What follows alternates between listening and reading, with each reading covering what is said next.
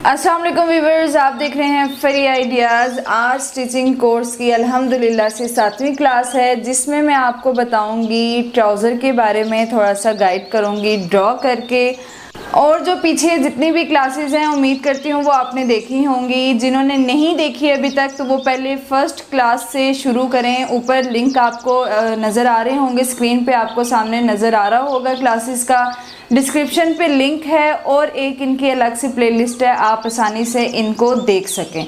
जो न्यू है मेरे चैनल को सब्सक्राइब करें और वीडियो को पूरा ज़रूर देखा करें, तभी आपको एक प्रोफेशनल स्टिचिंग आ सकती है। उसके अलावा आपने जो नए हैं, यानी जो तीसरी चौथी क्लास से शुरू कर रहे हैं, अगर आज की क्लास से शुरू कर रहे हैं तो वो मैं उनको फिर कहूँगी कि जाके पिछली क्लासेस को देखें, तभी आप एक अच्छी स्टिचिंग सीख सकेंगे। अच्छा जी, हमारी तो ये क्लासेस हैं जो प्रैक्टिस पर है। उम्मीद करती हूँ आप सब प्रैक्टिस कर रहे होंगे। टू बी ऑनेस्ट, आप लोगों को प्रैक्टिस करनी होगी। अब मुझे तो यहाँ बैठ के नहीं पता चलता, तो आप मुझे ज़रूर बताया करें कि जी हमने प्रैक्टिस की है। कमेंट के ज़रिए बता दिया करें, मुझे तसल्ली हो जाएगी कि मेरी मेहनत आप तक पहुँच रही है। चलते हैं फिर आज की क्लास की तरफ। आज की क्लास है ट्राउज़र पर। ट्राउज़र शलवार तक तो हमने कर लिया, ट्राउज़र की क्लास आज मैं आपको देने लगी हूँ। उस पे आपको जो ये स्टेम सामने नज़र आ रहा है ड्रॉ की हुई चीज़, वो बेसिकली मैंने एक कपड़ा शो किया है। जैसे हम ट्राउज़र के लिए एक कपड़े को रखते हैं, ये मैंने वो शो किया हुआ है। कपड़ा मैं आपको दिखा भी देती हूँ कि हमेशा हर कटिंग के लिए, शलवार के लिए, ट्राउज़र के लिए, स्लीव्स के लिए, शर्ट के लिए, कोई भी कटिंग आप करेंगे तो हमेशा कपड़ा 4th फोल्ड में ही रखा जाता है।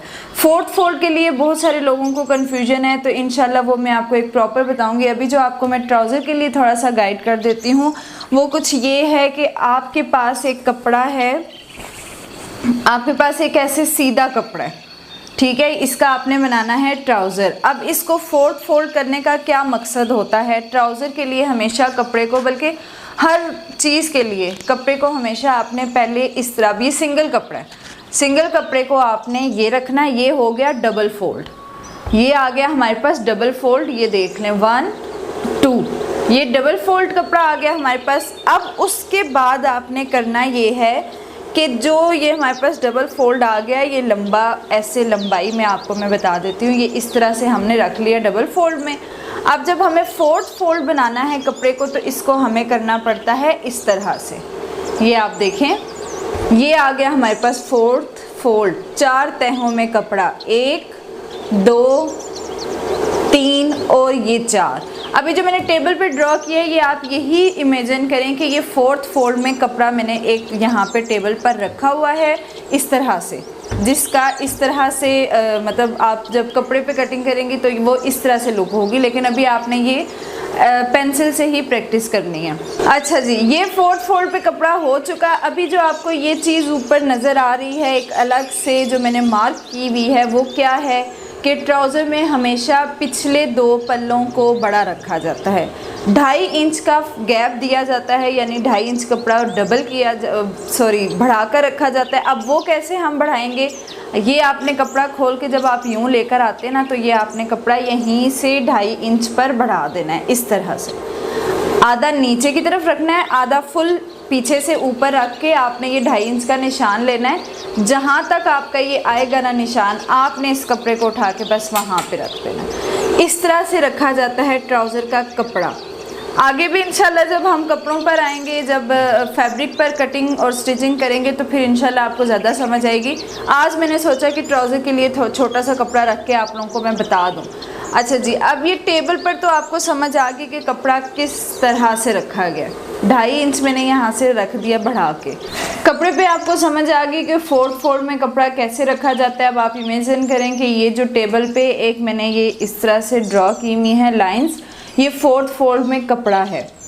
अच्छा जी, जिनकी 20 इंच हिप लाइन है, यानी कि शर्ट की हिप लाइन 20 इंच है जिनकी, उनके लिए ये वाला साइज़ ट्राउज़र का परफेक्ट साइज़ है। अदरवाइज़ जो बाकी हैं उनको अपनी मेजरमेंट करनी पड़ेगी शर्ट की हिप लाइन की मेजरमेंट करके, फिर आप उस हिसाब से अपने साइज़ को बढ़ा सकते हैं। अब जैसे कि 20 इंच हिप वालों के लिए मैं बता रही हूँ, और वैसे तो अभी आपको सिर्फ ट्राउज़र की कटिंग में बता रही हूँ या ट्राउज़र का ड्रॉ करने का तरीका बता रही हूँ, तो साइज़ तो फिर आप लोगों को खुद ही लेने आ जाएंगे जब आप एक चीज़ सीख जाएंगे। ये ऊपर से जो जगह है ये आ गई है वेस्ट, जहाँ पे इलास्टिक डलेगी। 2.5 इंच हमने बैक तो बढ़ा दी है। अब आपने फ्रंट पे क्या करना है कि फ्रंट पे भी आपने लगाने हैं 2.5 इंच के निशान, जहाँ पर इलास्टिक डलती है।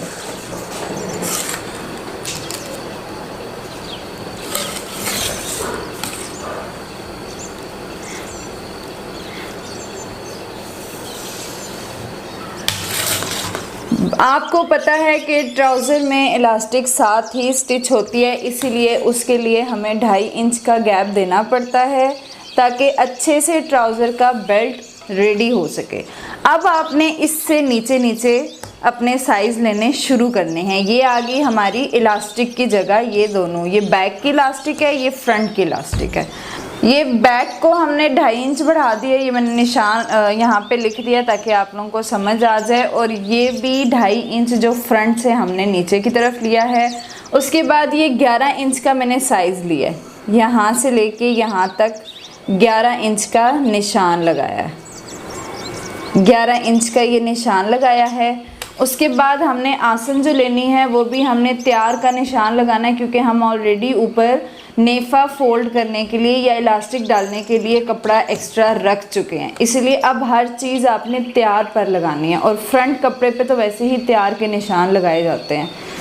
ये आ गई हमारी आसन जो है, इस साइज़ पर जो आसन है वो 12.5 इंच आपने फ्रंट का निशान लगाना है।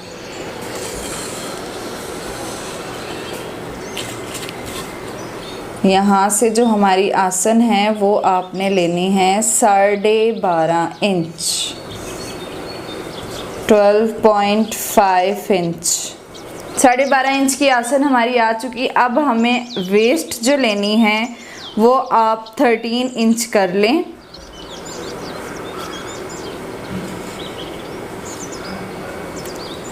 सॉरी, वेस्ट नहीं, ये थाइस का साइज़ है। ये आगे आपका थाइज़, ये हमने लिया है 13 इंच। 13 इंच का ये साइज़ मैंने लिया है। उसके बाद यहाँ से जो हमें आर्म होल की तरह राउंड करना है, उसके लिए भी आपने यहाँ से 1 इंच की लाइन लगा के यहाँ से आपने ऐसे आर्म होल वाली ही शेप देनी है। यहाँ से जो ट्राउज़र की आसन होती है ना, वो इस तरह राउंड में दी जाती है। यहाँ तक तो उम्मीद है कि आपको समझ आ गई होगी। 11 इंच मैंने वेस्ट का साइज़ लिया है और फ्रंट की जो आसन हमने ली है वो 12.5 इंच ली है। और ये जो थाइज़ यानी जो घेर होता है, ये घेर जो लिया है वो 13 इंच पर लिया है। अब यहाँ तक तो आपका काम हो चुका। इसके बाद आपने क्या करना है कि 11 इंच का हाफ़ करना है। 11 इंच का हाफ़ करेंगी आप तो 5.5 इंच, 5.5 इंच का निशान हम लगा रहे हैं। आपकी वेस्ट का साइज़ जो भी है, आपकी वेस्ट जितने भी साइज़ पर है, बस एक चीज़ याद रखें कि अगर आपकी हिप लाइन 22 है तो आपने इसमें अपना 2 इंच बढ़ा के ये साइज़ रखना है। अगर आपकी मतलब जितनी भी 26 है, आपने 2 इंच हमेशा यहाँ से साइज़ को प्लस करते जाना है। अब 20 है तो मैंने ये 11 इंच पर रखना है, यानी हाफ़ 11 है, डबल तो 22 हो जाएगा ना, तो ये 22 पर आ गया 2 इंच बढ़ाकर। इसका मैंने हाफ़ किया है। आपका जो भी साइज़ निकलता है आप उसको हाफ़ करें, क्योंकि पांचा और ट्राउज़र का पांचा और घुटने का साइज़ हमेशा कपड़े के दरमियान से लिया जाता है। ये आगे हमारी फ्रंट जो हमने ये 11 इंच का दरमियान किया है, ये वो लाइन आ गई। मैंने दरमियान किया है 11 इंच का। फुल कपड़े का दरमियान आपने नहीं करना, जो आपका वेस्ट का साइज़ है आपने उसका दरमियान करना है। ये मैंने डॉटेड पे लगाई है ताकि आपको समझ आ सके कि ये हमारा आ गया है दरमियान। अब आपने साइज़ लेना है पांचे का। पांचे का जो साइज़ आप लेंगे वो वैसे नॉर्मली जो कैप्री साइज़ होता है ना, वो नॉर्मल हेल्दी लोगों के लिए भी 6 इंच परफेक्ट साइज़ होता है। अब 6 इंच आपने किस तरह लेना है कि इस लाइन से 3 इंच लेफ़्ट पे निशान लगाना है और 3 इंच राइट पे लगाना है।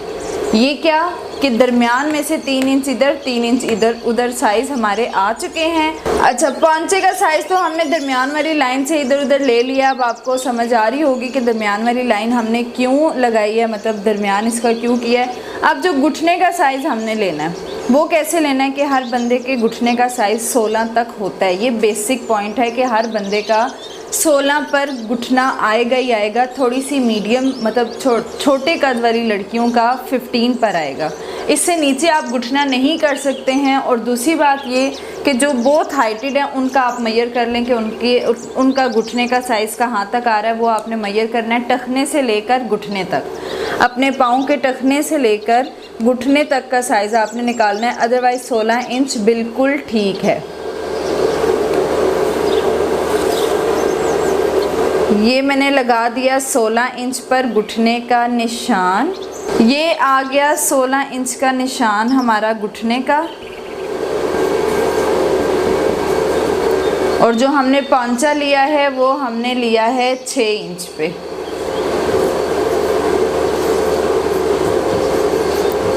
छः इंच का हमारा ये पांचा था, 16 इंच पे घुटने का निशान लगाया। अब घुटने का जो साइज़ आपने लेना है वो क्या, इस दरमियान वाली लाइन से 5 इंच उधर की तरफ लेना है, सॉरी 4.5। जो जिस साइज़ का ये ट्राउज़र है उस पर घुटने का साइज़ आपने 9 इंच पर निकालना है। 9 इंच पर बिल्कुल सही साइज़ होगा। ये आ गया घुटने का साइज़।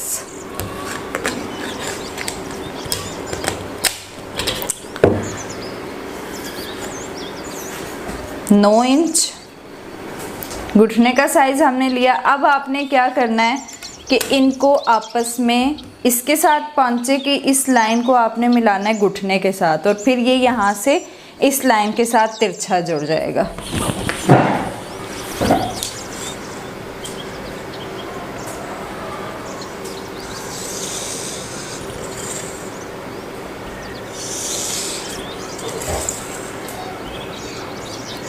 ट्राउज़र तभी परफेक्ट बनता है जब उसकी ये वाली शेप आती है।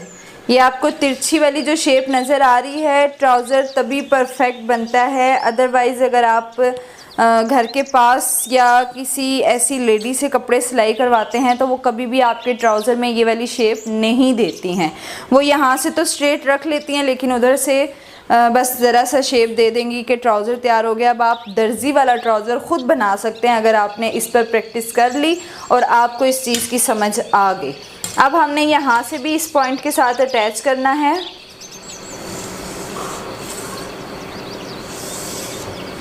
अच्छा, ट्राउज़र के लिए आपको स्केल भी मिल सकते हैं, वुडन स्केल जो स्टिचिंग के लिए यूज़ होते हैं। आप वो अगर ले लेंगी तो आपकी ट्राउज़र की शेप बहुत अच्छी बन जाएगी।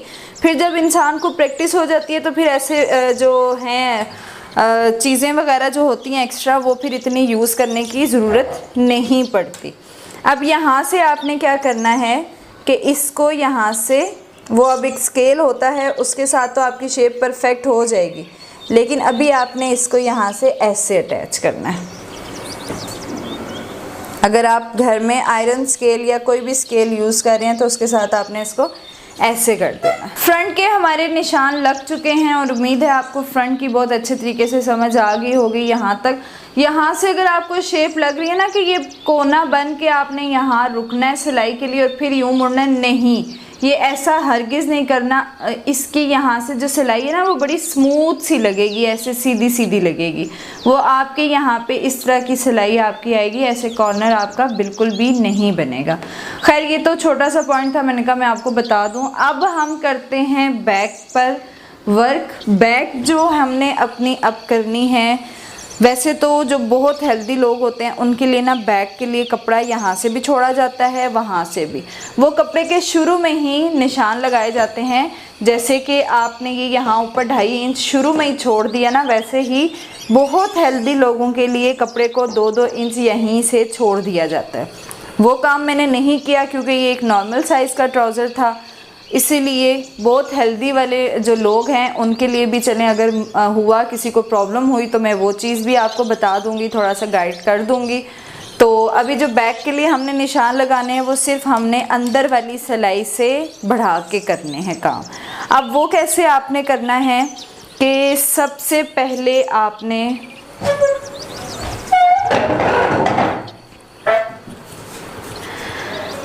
ऊपर से निशान लगाने शुरू करने हैं, क्योंकि यहाँ तक का साइज़ डिफरेंट है और नीचे का साइज़ डिफरेंट है।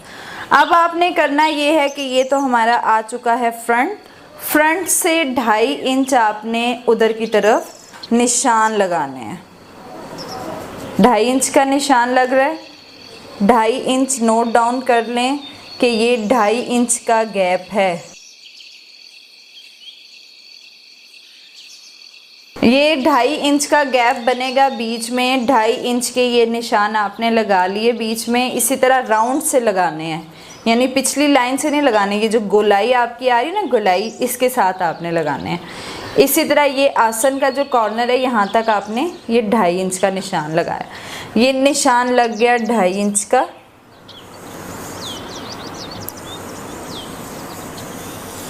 ऐसे अब आपने यहाँ से क्या करना है कि यहाँ पर भी आपने ज़रा सा नीचे, यानी कि यहाँ से 3 इंच नीचे तक आपने 2.5 इंच पर ही निशान लगाने हैं। 2.5 इंच पर निशान लगाने, उसके बाद आपने 2 इंच पर हो जाना है। नीचे से आके आपका 2 इंच बन जाएगा। आसन से 3 इंच नीचे तक हम 2.5 इंच के ही निशान लगा रहे हैं। फिर ये आ गया 2 इंच।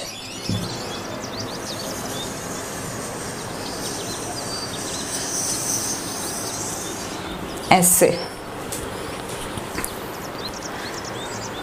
यहाँ से लेके यहाँ तक आ गया 2 इंच। यहाँ तक 2 इंच है, उसके बाद 2.5 इंच है। क्योंकि हिप लाइन, थाइज और यहाँ तक भी कवर थाइज में ही हो जाता है, ये चीज़ भी थाइज में आ जाती है।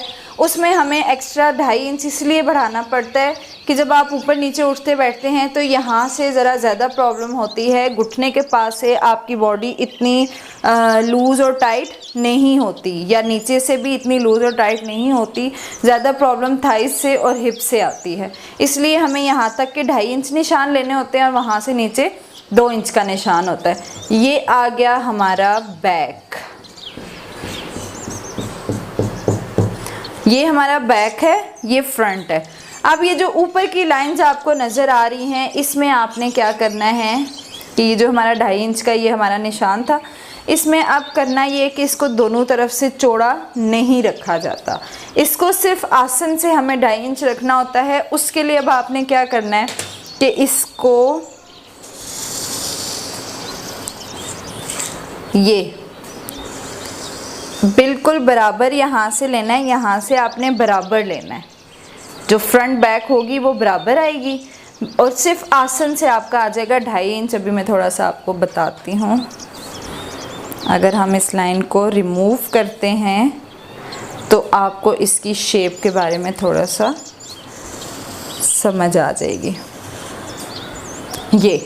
ये सिर्फ यहाँ से आ गया 2.5 इंच, ठीक है। ये भी बैक है। अब ये सारी जो मैंने ये बीच में लाइंस लगाई हैं, ये आ गया बैक, ये आ गया फ्रंट। अब ये कपड़ा जैसे मैंने आपको वीडियो के स्टार्ट में बताया था कि 4th फोल्ड में कपड़ा रखा गया है, ये भी 4th फोल्ड है। फ्रंट के भी 2 हो गए, बैक के भी 2 हो गए। फ्रंट दोनों एक टांग पे एक जुड़ता है, दूसरी टांग पे दूसरा जुड़ता है, और बैक पे भी एक कपड़ा जो बैक का होता है वो एक लेग के लिए होता है और दूसरा दूसरी लेग के लिए होता है। ऐसा हरगिज़ नहीं होता कि दोनों बड़े एक तरफ चले जाते हैं और दोनों छोटे एक तरफ आ जाते हैं। इंशाल्लाह जब कपड़े पे हम करेंगे तो आपको बहुत अच्छे से समझ आएगी। अभी मैं आपको अगर ये साइड वाली लाइंस रेज करती हूँ, यानी अभी जो आपने फिर कटिंग जो करनी है, कटिंग आपने किस तरह से करनी है कि हमने ऑलरेडी इन ट्राउज़र में बहुत ज़्यादा कपड़ा नहीं रखना होता। जो ये वाली लाइन होती है इसको आप बिल्कुल साथ से ही कट करते हैं। जो आपकी इस साइड वाली लाइन है इसको आपने साथ से बिल्कुल साथ से ही कटिंग करनी है, यानी ये आप कपड़ा कट कर रहे हैं। ये आपका कपड़ा कट हो रहा है, इसको आपने बिल्कुल साथ साथ से ही लाइन के निशान के कटिंग करना है। और यहाँ से जो आपने कटिंग करनी है वो सिर्फ एक अंदाजे के मुताबिक आधा इंच, क्योंकि ट्राउज़र में ज़्यादा कपड़ा रखने से ट्राउज़र का साइज़ ख़राब हो जाता है और ट्राउज़र की शेप भी ख़राब हो जाती है। ये आपने आधा आधा इंच कपड़ा कटिंग करना है। बाकी जो फालतू कपड़ा है उसको जब हम कट करते हैं तो फिर आप इस ट्राउज़र की ज़रा शेप देखिएगा, बिल्कुल दर्जी के स्टाइल का ये ट्राउज़र है, बिल्कुल जैसे दर्जी एक प्रोफेशनल टेलर सिलाई करता है ना, ये बिल्कुल वैसा ट्राउज़र है। अगर तो आपको इस ट्राउज़र की समझ आ जाती है तो फिर आपको एक ट्राउज़र स्टिच करवाने के लिए किसी दर्जी के पास जाने की ज़रूरत नहीं पड़ेगी और ना ही इतनी सिलाई देने की ज़रूरत पड़ेगी। ट्राउज़र बहुत इजी है, एक बार समझ आ गई तो आप यकीन करें कि ख़ुद ही अपना ट्राउज़र बैठेंगे और 10 मिनट लगते हैं इस ट्राउज़र की कटिंग और स्टिचिंग में। आप फ़ौरन ये स्टिच भी कर लेंगे, कटिंग भी कर लेंगे, आपको पता भी नहीं चलेगा। सब चीज़ें आपको प्रैक्टिस से आएंगी, आप हर चीज़ की प्रैक्टिस करेंगे, अदरवाइज़ आपके लिए हर काम मुश्किल होगा। अगर तो आप इन चीज़ों की प्रैक्टिस कर लेते हैं तो आपको ये चीज़ें देख के समझ आ जाएंगी कि ये कैसे कटिंग हुई हुई है, ये कैसे स्टिच हुई हुई है। आप ये ड्राइंग साथ साथ अपनी नोटबुक पर भी कर लिया करें जब मेरी वीडियो देखते हैं। पूरी वीडियोस को देखा करें, जो भी वीडियोस अभी तक मैंने अपलोड किए हैं उनको पूरा देखा करें। और आप जब ये साथ साथ लेसन 1 लिख कर, लेसन 2 लिख कर जब आप इन चीज़ों को ड्रॉ करके रखेंगे और जब हम इन्हीं चीज़ों को कपड़े पर बनाएंगे, अब फ़र्ज़ करें मैंने अगर ट्राउज़र की कपड़े पर आपको अब कटिंग बताने लगी हूँ, तो आप जब लेसन नंबर 6 अपना खोल के सामने रखेंगी और कपड़े की कटिंग जब आप देखेंगी तो आपको ऐसे सब कुछ समझ आ रहा होगा कि जैसे आपको ऑलरेडी सिलाई आती है, आपको ट्राउज़र ऑलरेडी बनाना आता है। इसीलिए मैं कहती हूँ कि आप साथ साथ नोटबुक रखें, नोट कर लिया करें चीज़ें, लिखी हुई चीज़ें हमेशा याद रहती हैं। ओके जी, खुदा हाफिज़। इंशाल्लाह नेक्स्ट वीडियो में मुलाकात होगी एक नई क्लास के साथ। अल्लाह हाफिज़।